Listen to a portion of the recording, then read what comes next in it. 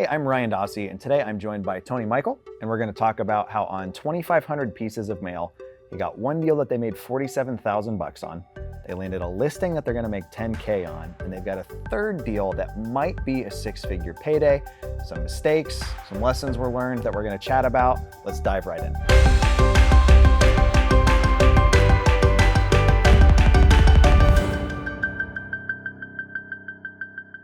So Tony, for people that aren't familiar with you or what you do, just give us like the elevator pitch. What market are you in? What's the exit strategy you're doing? How long have you been doing it? What does kind of that background look like? Yeah, so 28 years old, currently active duty military. Market is Pinellas County. Okay. Been at it for about 3 years. Just kind of knowledge base in the beginning, building up that nice foundation to not make all the crazy mistakes. And if I can learn, not to make mistakes from the knowledge that I got, then it would be nice to implement that. And then my first deal was with a Coast Guard guy. Okay. At my last unit, Atlantic City. Cool. And I was listening to BiggerPockets one day, and just a podcast, just randomly had it on while I was working. And my buddy walks in, he's like, "Dude, you listen to a show?" And I'm like, "Yeah, I do." He's like, "You real estate investor?" And I was like, "Man, want to be?" Maybe I would like to be. And he's like, "Dude, I flipped 2 homes. We're in the local area. My wife's a realtor." And I was like, let's do something together. That's awesome. Right? I got a little bit of cash. We'd been saving this at this point for probably like two years. Okay. When we finally realized, we're like, dude, we need to stop spending so much money. Rich dad, poor dad cracked me with a whip, and I was like, all right, we need to tighten up the reins and start thinking about like, what are we doing long term, right? Yeah. So doing that, allowed me to get into my first deal with him with 15 grand. And it was 100% ROI, which I'm pretty happy with. It was a 50-50 partnership. I basically gap funded the first deal with the 15 grand. Okay. And just kind of went into that. But that was my first deal, 15 grand, 100% ROI. When was that? Oh boy. February to like March of 2019. Okay. Yeah. So roughly 3 years ago? Yeah. Okay. Yep. And it was Cool. when we first started talking. Like Okay. when I hit you in the DMs, you had this, I think a wholesaling guide that you were giving out for free or something like that. And I hit you up about it, and you're like, "Yeah, here's my thing." And I'm like, "Okay, cool." And that was pretty much it. I didn't have any value to offer you, so I was just like, "All right, this guy answered me. That's super cool." Yeah. Segueing into the future to where I'm at now, we are working on deals 16, 17, 18, and 19 right now. It's a good start to the year. Yeah. So for this quarter, I'm going to try to do 4 continually, and hold 1 each quarter. Okay. So this one that we're holding now is an Airbnb perspective. Numbers look insane on it. It's like 160,000 gross annualized, but it's pretty much it, man. Where's that one at? Clearwater. Okay. Yeah, about 5 minutes from the ocean. Yep. And then during that whole time, from the first flip to now, I've been kind of in the mix with hard money a little bit. Lending or? Hard money lending, yep. Okay. Yep. So we're a private fund, direct lender. And it just kind of stumbled upon me, man. My neighbor, when I was in New Jersey, he was a hard money lender. He was outside one day, watering his garden with a shirt off and a cigar, talking to somebody. I'm like, I'd never, introduced myself. I'd been in the neighborhood for 3-4 months by this point, but I walked over, I was like, dude, what are you doing? Like, it's 2:30 on a Thursday. Clearly you're doing something I want to do. Yeah, like, please tell me. And he's like, "Oh, I'm a hard money lender broker." And I'm like, "That's so crazy. I just listened to this about 2 weeks ago on BiggerPockets podcast, and we use hard money to fund our first deal." So I told him, I was like, "Hey man, like, you mind if I, come over and pick your brain? Just kind of get the gist of like what hard money is, how to facilitate it, talk to people." I didn't have a sales background. I was freaking Wendy's, if you count that as sales. I was a shift manager at Wendy's. But I went over there probably 3 or 4 Fridays a month, and just sat down with them, did the whole thing. We went from the back end to the front end, to conversation, to closing the deals, to funding the deal, going to title, going to the closing table, all that stuff. And I didn't know what to do with that information at the time until my second deal was funded by my hard money lender that I work with now, which was in Clearwater. So that was two new things happened at that point. So I found my flipping partner as a JV, and then I also met my hard money lending partner at the same time. So we needed my hard money lending partner to fund my deal, which I had one deal of experience, and I technically wasn't on title because they held title in their name on the first deal, so I didn't really have experience. They kind of just used my partner's experience as like a catalyst to fulfill, the prerequisites to get a hard money loan. And during that process, I just hit him up. I was like, hey man, like, I noticed you're not on BiggerPockets. I'd like to get you there and start, creating a different lead funnel for your business. I think you're missing out on a lot of opportunity. And he's like, it was weird too, because I had to stand my ground and I want $1,500 a month and half a point commission on every loan. And I was like, am I even asking for enough? Like, that's what I want. And he's like, okay. I was like, oh wow, I made that a lot harder than it needed to be. Yeah. So created two revenue streams for myself. One was a consistent monthly marketing salary, if you will. Yeah. And in every deal that I closed, I got a 0.5% commission with. So you and I are different in regards that I've never actually used hard money. Wow. Ever. Every single deal I've ever done has been private lenders. Yeah. Now, like in hindsight, one of my first lenders charged above hard money rates. It was just like a partnership JV structure, but I never had that. I'm paying points and I've got this large monthly payment that's due. Like even now our lenders, we're paying 8 to 9% interest, and most of them we pay on the back end, and they're funding all of my purchase, all of my rehab. Yeah. So I've never really done the sweet. hard money route. But I know a lot of people who have. For anybody who's like watching this that doesn't have private money connections yet, what kind of rates could they expect hard money? Yeah, so if you're experienced and you have 6 or more deals, we're talking probably 7.99 to like 8.5. Okay. How many origination points on that? It's totally, so there's like not a like in writing tier system. Okay.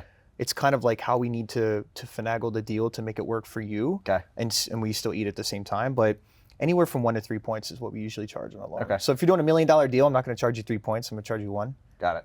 Or if you're doing a $100,000 deal, I'm not going to charge you 1 point. I'm going to charge you 3. You know what I mean? Got it. Okay. So it's kind of like more loan based. Yeah. So if you've done 6 or more, you're talking, roughly 11% all in with points and stuff. Yep. Okay.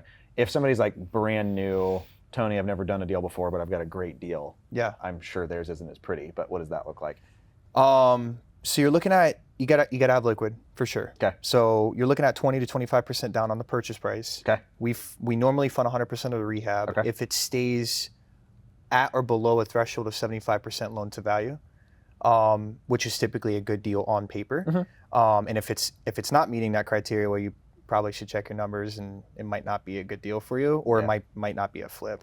And then interest rate's going to be kind of based on how many deals you have done plus what your current like running credit score is. Okay. Right. So if you're in the like low 6s, so 650 is our base, and then above that is where the interest rates get better. If you're coming to me with $100K cash and you're an 800 credit score and it's your first deal and it's a rock star deal, we're gonna want to work with you with pricing and stuff to get you in your first deal. We're not gonna beat you up over it. If your credit score is 400, yeah. Your first if you have a 400 credit score, and you got it. Got it. Okay. So it is, because I think there's kind of this like narrative out there that there's lenders that are strictly just like asset based. Yeah. And in my experience, that's never really been the case. No. Like they might be more interested in the asset than in your personal financials than like a bank would be. Yeah. But they want to know like the debt you take out, are you paying it off? Exactly. So I like to call us the wild west of lending, just because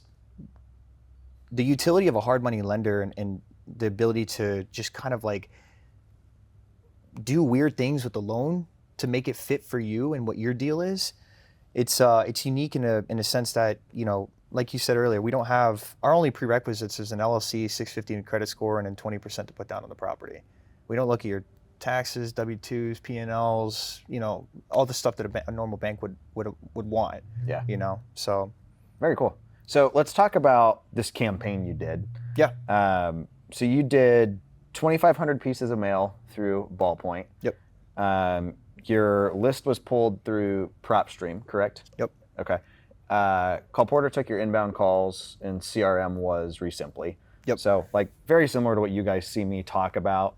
We actually did like a miniature mastermind that we put like 20 people through, where we took their calls, did their mail, walked them through targeting on their lists and stuff. And Tony was one of the people in that. Whoop, whoop. I mean, dude, good for you. Yeah. Right? You know, I saw it's the opportunity. I was like, I mean, it's kind of like what you mentioned with your neighbor, right? Like there's these small decisions we make. If I'm going to talk to this person, or I'm going to join this thing, or I'm going to try this, that like you don't really know what the long term, like if you hadn't walked over to the cigar smoking, shirtless gardening neighbor, right? Like, would you be here? Probably not. Probably not. Yeah. You know, had I not done car warranties and hated my life and read Rich Dad Poor Dad, I probably wouldn't be here.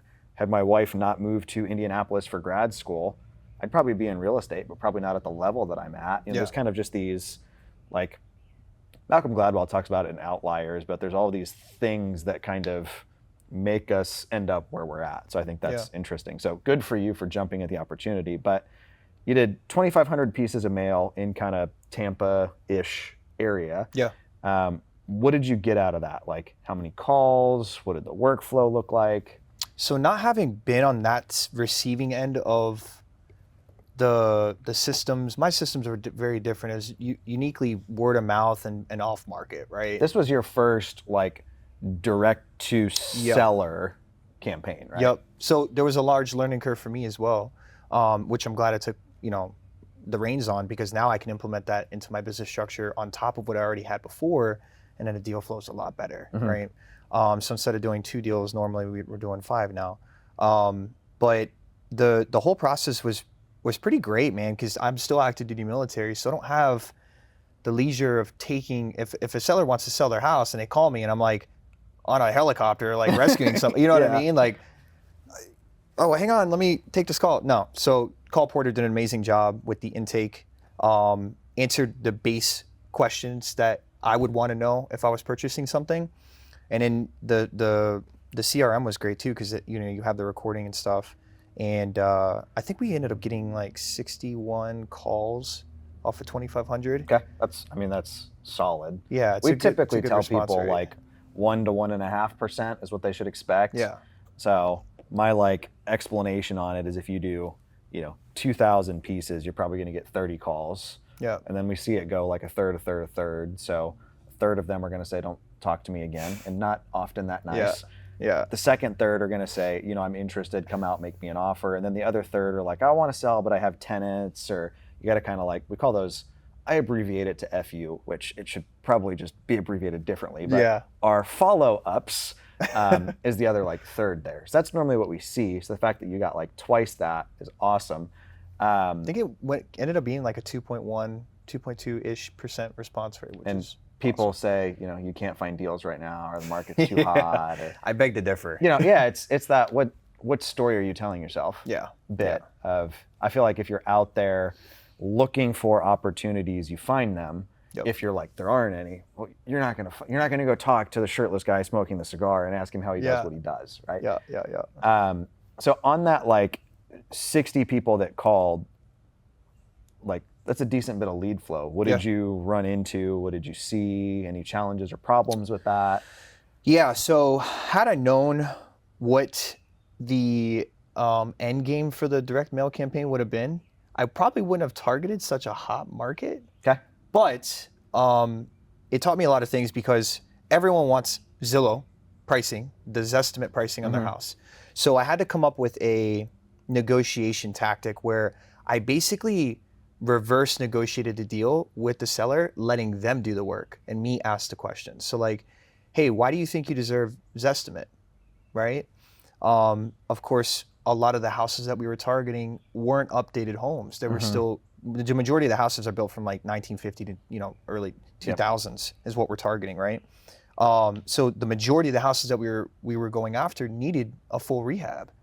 So you're wanting current market value for a flipped nice house. Yeah, a flipped house that's completely redone, and then I'm telling you that you have at least $50,000. You have a smoke-stained beater that smells like cat Let me move pee. this picture off the wall and see what's behind it. Oh, it's still there. That's cool. Yeah.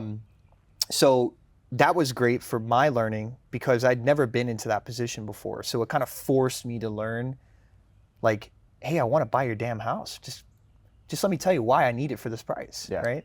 Well, one of the things that like we did in that group and that we try to convey to like clients and even people watching this is very often they have a number they want that's not based in reality. Yeah. It's like, this is a number that would feel good, or my realtor. I had one guy one time that was like, well, my insurance agent told me not to sell for less than $1 million. I was like, your house is worth $150,000. Yeah. Ask your insurance agent if he wants to buy it for $1 million. Yeah. Right? So you're into that kind of stuff. But then on the flip side of it, what I tell the people I work with is like, if you're willing to have somebody tell you, I want this, and you're going to come in here and still have that conversation, you'll do very well. Where people kind of self-sabotage that I see in the direct-to-seller stuff, they do the like, oh, let me throw out a ballpark. So they'll, I know you want 300, but I don't want to waste your time. I'm going to be at 80 grand. Nobody's going to be like, come out and talk to me. No. Our approach is always like, if they have equity, which we've pulled a list with equity so they know that, and they say they want to sell, go meet with them, go analyze the deal, go make an offer. Like, you're way, way, way more likely to get a deal if you have that conversation of like, yeah, Zestimate's here, but your house is here on this chart, than if it's just like, hey, over the phone, I'm going to throw out some low number. I always like jokingly tell the guys that are in CCF, like, you can get picky and you can make those shortcuts when you have more money and more deals than you know what to do with. Yep. Then you can start picking and choosing which one you want to take I'll see guys that down. like don't have any deals, their money's out in marketing, and they're like trying to take shortcuts. And I'm like, do you want to make your money back plus more? Or are you just trying to like, there's way more fun ways to blow a couple grand. Yeah. So 2,500 pieces, you got a listing that you threw to a buddy of yours. Yeah. It was something that I want to take advantage of every lead that comes in. Sure. What way can I work this to benefit myself, but not just myself, but them as well? Let me find their pain point, if they have a pain point, and if they don't have a pain point in which I can negotiate and this house fits my criteria, then I'm going to offer them something to get them out of their headache, right? So this lady called in and she wanted top market value. And it was a condo with a $500 HOA. I'm just like, and it was monthly, and I'm like, I can't do anything with this. Normally I would want to try to make some sort of numbers work on the property, but I couldn't do anything with it. So at the end of the conversation, I said, listen, I'm going to be very frank with you. I don't have an offer for you, and I'm not going to give you an offer. And she's like, oh, kind of like took her by surprise. Yeah. And I'm like, but what I can do is get you full market value for your property. I have a great real estate agent that's on my team. He's a rock star. He was one of the top rated realtors in this region. And he probably could do this for a reduced commission. Normally it would be 3%. He'd probably do it for 2%. And she's like, oh my God, that's great. I immediately hooked it, Connected them? Yeah, got them connected. And I just told my agent on the backside, just, shoot me $1 grand if it closes. Perfect. Yeah, I mean, we do it very similar with ours, where I typically don't refer properties to a realtor unless they can't afford to sell to me, or it's a deal like that it's got this crazy HOA that like it's not going to cash flow. And it was completely remodeled too. Airbnb it out. There's no upside on it, right? But we'll really pre-sell them of like, look, we've got a guy. Normally I don't share him, but he's like the best at selling this particular asset class. It's not normally a contact I share, but would you like me to make an intro for you? Where they almost feel like they're getting like a special hookup or connection kind of a thing. And then, we get paid on the back end on it. I think kind of a thing that we could throw out here that might be helpful for people that are looking at Propstream and going to pull a list because they want to mail to it is make sure you filter out what kind of property type it is. So like if you don't want condos, don't mail condos. Yeah, that was my mistake. I made the mistake once of I didn't want vacant land, but I included residential vacant land, and I'm getting calls on like empty lots in the hood that I'm like, I don't know what to do with this. Buy my lot. Yeah, exactly. And then I think the other thing too that I don't think is talked about often is like if you have a particular price range you want to be in Propstream, you can cap anything above that. Yeah. Because I've made the mistake of like, there's a swanky part of Indianapolis called Carmel that has like some horse farms and ranches, and I mailed people on $4 million horse ranches, like, I'll buy your place With 30 for acres, cash. yeah. And they're calling me like, oh, that'd be great. And I'm like, I can't do anything for you. But it's like, how much of our marketing budget did we waste on that? Yeah. So if you're thinking about pooling a list, like, make sure you're filtering by the property type, and consider throwing in like a value cap. I do it off the assessed value, but I know now if I'm marketing to one of those areas that has the multi-million-dollar homes, if I'm not looking for that, I'll throw in a cap that's like, for the most I want to be at is 500. I'll cap it where what's 75% of that. So I'll mail 375. Yeah. Yeah. Or I'll go the other way. I'll mail stuff that's worth up to 700 because I know I can be all in for 5 kind of a thing. Yep. So just something to maybe consider before you do a campaign, so you're not mailing stuff that doesn't pan out. Yeah. Talk to us about the deal you closed, because I think it's super sexy that you took, $5,000 of marketing and systems. Yeah, you got your buddy, that 10K you'll get a kickback on, but you also made like 40 plus grand on a single one. So what was that one? So this one was kind of unique because normally the target audience for mailers off market, right? This one just happened to be listed. And I'm like, oh, dang. But I listened to the call. It was a townhouse, which is outside of my criteria, right? I don't normally go after townhouses. I go after single families. So we do very well flipping townhouses and condos. Insanely enough. Just as like a disclaimer for you and for people watching this, like, do I personally enjoy them? No, but I think for newer flippers, it's sexy because they're not responsible for the roofing or the exterior. It's like basically finish the inside, the rest isn't your problem. Yeah. So, and like you said, I was like, man, I looked at the property. It was built in 2016. Oh, wow. So I'm like, dude, there can't be really much wrong with this. I don't know if I can make a deal with it. But I listened to the call and I identified the pain point. I didn't know what the pain point was, but identified pain was there, right? So I called him back pretty much immediately because you get the email alerts for, you got this lead. And I'm like, okay. So I listened to it and I called him back probably within all of that within 10 minutes. Okay. And he's like, man, you guys got back to me fast. I was like, yeah, we want to make you an offer for your property.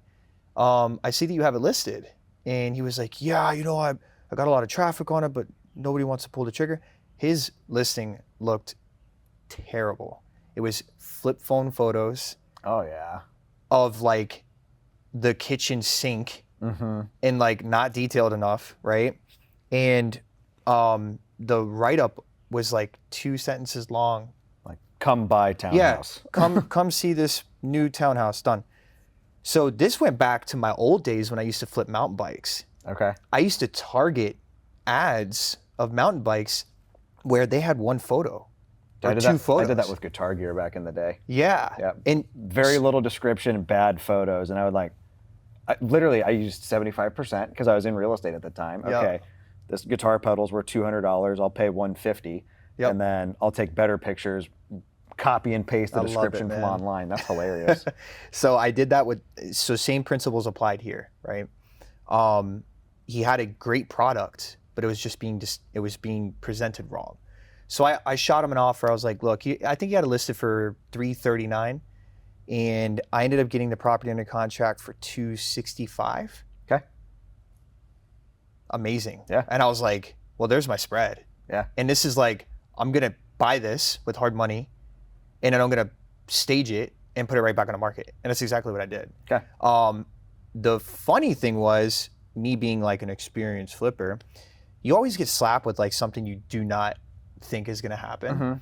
So I put it back on the market. It took me about a week turnaround time. From the time I closed, got it staged, professionally cleaned, professional photos done, put it back on the market, and had a contract. I had 4 contracts in 3 hours of listing. Well over. It's amazing what proper marketing will do. Yeah. So I listed it for $350. And you could see in Zillow the price change. The price. It was just like, how do I justify this? Well, I got 4 offers in 3 hours, so I guess it didn't need justification. But the people that bought it, funny enough, that they had their inspection done, and they requested repairs. And I'm like, it's a 2016 property. Like, what the hell could be wrong? Yeah. Right? The kitchen sink was being held up with a car jack, a flower pot, a book, and a 2x4. That is hilarious. And I'm like, dude. So I gave him a seller's credit of like $2,500. Yeah. One of the toilet, like the ring around the toilet was cracked. I didn't see that. And I had never sold a property before I bought and sold it. I never even seen it. This is all virtual. Totally virtual. Yeah, this is totally virtual. I was wondering how you didn't see this, you know. Yeah. What do you call it? It sounds like Dr. Seuss of things just balanced up under the sink. I'll show you the picture, but it was insane. And I was like, you know what? I don't even want to mess with it. I'm not getting a plumber in there. This is a on-off, get it out. Give them the money. I gave them $3,000. They gave me like $17K above asking anyways. Yep. So it wasn't why I was going backwards, right? So I gave them the $3,000 in seller's credit, and the property was gone. What was your rough net on that? I think after I paid, so I funded the deal with private money and hard money. So I gap fund, because I had a lot of money out of my other deals. So I gap fund the loan with private money, and then I got a hard money loan on it. So I paid off the private money investor. I paid the points for closing up front, the selling agent commission. I think all in, I made 45 and some change net. So that's what, 45 divided by 5. Oh boy, math. An 800% return. That's not too shabby. No. Yeah. 800%. How long did that take? The whole process, probably 37 days. I mean, yeah. I love it. You can't be upset 45 about grand in a month off one deal. Yeah, that's solid. I'll take it. So we hinted at, you've got a third one that you're working from this batch. Yep. Talk to us about that one a little bit. Like, what's going on there? Yeah, so not to get into any kind of crazy specifics, but people are like trying to Google like who you're talking to. Yeah, well, no, probably not. So lady contacted us, had a pain point, she's like, on the call, I think she's like, I'm just done with this place. I need to get out of here and move north with my family, blah, blah. So I'm like, all right, cool. She wants to sell. And it's a villa. Also something I don't normally take down. As somebody who's not from Florida, what's a villa? So it's like a duplex, but it's like a pancake duplex. As somebody who's never heard the expression pancake duplex, what do we have here? It's basically a single family house that's just separated by a wall, split into two. So okay, it would be considered like a duplex, but it's not the same. Okay. It's the same structure, but not the same like address or whatever. Okay. Got it. Kind of weird to explain, but they call it a villa. Okay. So she has a villa, and it's from 19... Does she own both sides or no, just one? just her side. Okay, so like we've seen those in the Midwest where it's a duplex that somebody sold off as condos, and you're getting one side, not the whole thing. Got it. So similar situation. She wanted... So I ran all the numbers, and the intake specialist from Call Porter got a number out of her, 70 grand. And I was like, dude, that sounds way too cheap. Mm-hmm. And it was indeed way too cheap, because the after repair value on a property is about 220. Okay. It would need about 35,000 in rehab. Okay. Which would leave about 100K spread after like fees and selling and all this other stuff. But it's been back and forth for the last couple months, where she wants to sell me the property and then she doesn't. And I had to I sent it. She was like, oh, well, I don't know who you are. And I'm like, okay, how do I build this profile to show her like who I am? Are. Yeah. So here's HUDs.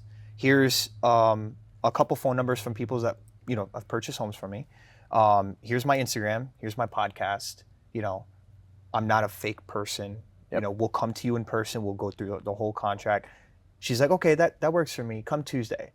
Monday, I text her. I said, hey, is 3 p.m. still a good time? Oh no, I decided not to sell. So we're back and forth with her. But if that deal ends up coming through, it's 100K net. That's awesome. Yeah. So the total from one $2,500 or $5,000 mail campaign could possibly be around 150,000 net. That's stellar. I'll take that. We tell people pretty often for deals like this. Normally we're seeing 2,000 to 3,000 pieces of mail is going to equal a deal in most markets. So we tell it $3,000 to $5,000 is what you should expect to spend. Yeah. But I think the problem with that is people don't always realize even that one deal you did took 37 days. Yeah. A lot of people think it's I cut a check today, I get paid back tomorrow. And I mean, I've had deals like this one you're talking about that have been whales, but they take 6 months, 9 months, a year, 18 months. So like one of the things we try to convey to people, if you're going to start down this direct to seller path, you have to be willing to, like, if you're going to set up the CRM, leave it open for a year or more. If you're going to drop mail and you have a phone number on there, if you don't get anything in 30 days, don't shut that phone number off and say that didn't work. Like, leave that number on. Most of our deals, you know, we get the lay down ones that we mail them on Monday, they call on Wednesday, we're under contract on Friday. Yeah. But that's not perfect normal. scenarios, yeah. Most of them, it's, 30, 60, 90 days. And we try to, like, set that proper expectation of there's going to be this gap between cash out and cash back in. Yep. And I think a lot of people, kind of like what you alluded to, there's the sexy part of, I'm doing marketing, look at my mail, so awesome, I'm taking action, which I'd rather that over somebody sharing, I listened to this podcast, I'm not going to apply anything out of. Yeah, take action. And then there's the sexy part on the back end of, look at this deal I did, here's how much money I made. But a lot of people don't talk about this middle part of, like, you're playing phone tag with this lady, she's agreeing, now she's changing her mind, or you bought the property sight unseen and the kitchen sink is, like, rigged to not collapse. That in the middle part is what I tell people, like, that's the work part. That's where we earn our money. Yeah. It's not sexy. No one wants, like, I'm calling this person back for the 17th time, but that's what gets you paid. Yep. Kind of in closing here, like, what advice do you have for somebody that's the typical real estate investor right now? They're listening to podcasts, they're watching videos, hopefully ones like ours. Yeah. And they're talking to wholesalers, they're talking to realtors, and they're realizing that the kind of deals they want aren't making it to them. They're going to try this direct to seller thing. Like, as somebody who just did this for the first time, what advice would you give them? Do it. Don't just take action on it, because every day the list is getting updated of properties that are getting pulled off the market by people just like you that are also mailing those people. And then just make sure you have a differentiator between your mail and somebody else's mail. You want to make sure that you have something that pops, something that someone wants to open. So one of my callers, he ended up being a massive flipper in Pinellas County. Okay. And an FBI agent. I don't know if I can say that, but he's like, man, I opened up the mailer because it looked like my grandma's handwriting.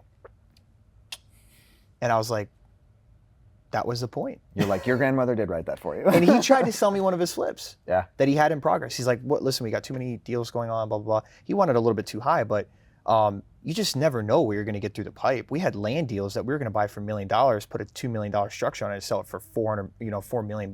Yeah. Those are $1 million deals prospectively. But had I not sent that list out, I wouldn't have had any of those opportunities come across my desk. Yeah.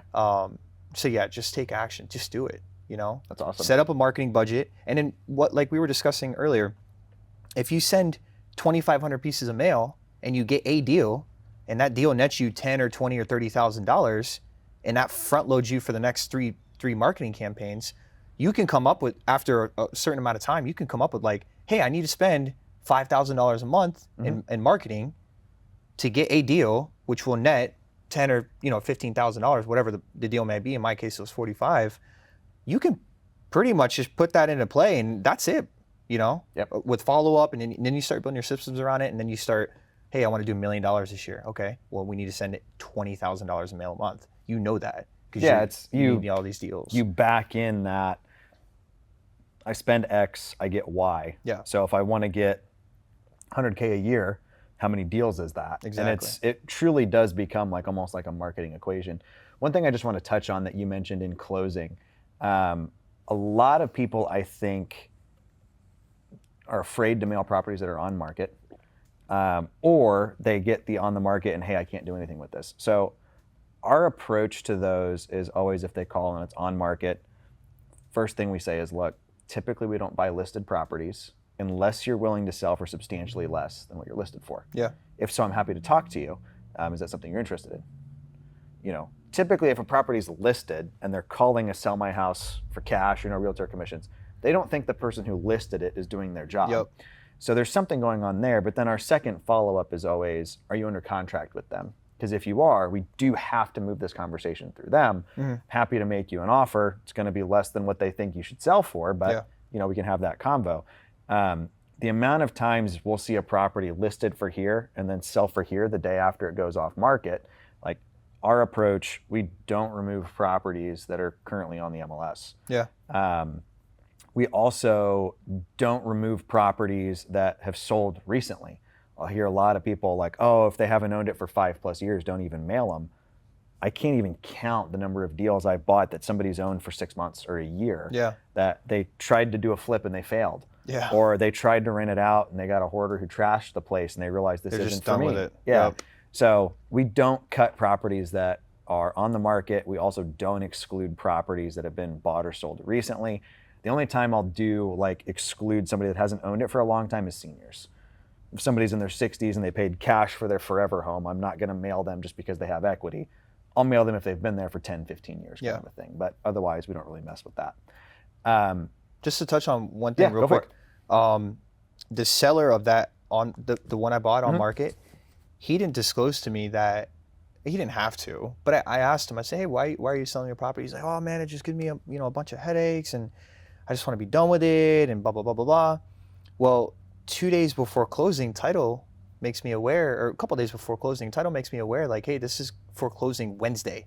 You're closing Tuesday. Are you closing? And I said, damn, I should have got it. I should have got it for less. But he was this kind of warms my heart a little bit. He was a combat Marine, fell upon hard times, bought the property, didn't know, was living in it, starting his own business, blah, blah, blah, wasn't being successful. And he needed to get out from under it. So I actually gave him $5,000 more than I originally contracted the house for. That's cool. My little way of giving back. Yeah, I think investors often think that somebody's going to call them and be like, hey, Tony, bad with my finances. I haven't maintained the place. I'm getting foreclosed on tomorrow. Please buy it. Normally they call and they're like, everything's fine. I'm just curious what your offer would be. And, we talked about earlier, like a 2% response rate. That means 98% of the people that got your beautiful marketing, if I do toot my own horn, chose not to call you. But the 2% that did, there's a reason that they did. It could be they've been thinking about selling. It could be that they're on the market and the realtor's not doing a good job. Or it could be, I'm in foreclosure, this needs to move. But that's kind of why we advise, like, go out, meet with people, talk to them, get to know them at a bare minimum before you start talking money. Because nobody's going to come right out the gate on a first date and be like, hey, I really hope I get to marry you. And by the way, I have no money and tons of credit card debt. Like, no. You start with, hey, let's get to know each other. Let's get to like hang out, spend some time together. Then you start to like, okay, could this end up going somewhere? Not right out the gate be like, hey, do you want to pay off my debt for me? Like, it's not going to work. For people that are watching this and they want to reach out to you, whether it's just to chat more about your experience or to hit you up for a hard money loan, like what's the best place for them to do that? So I'm really active on either BiggerPockets or Instagram, but Instagram will be a little bit better to get a hold of. What's your handle? So it's Tony Michael REI. Okay, perfect. We'll throw that up on screen. Yeah, I appreciate that. And questions about the process, whatever, I'll be happy to answer that. Awesome. Thank you guys for taking the time to watch today's video and hang out with Tony and I. Hopefully you enjoyed kind of this longer in the weeds of like what actually goes into this, but an 800% or whatever ROI, I don't think there's anything to be upset about. No. Be sure to like the video and subscribe to the channel if you guys haven't already. We'll talk to you guys next time.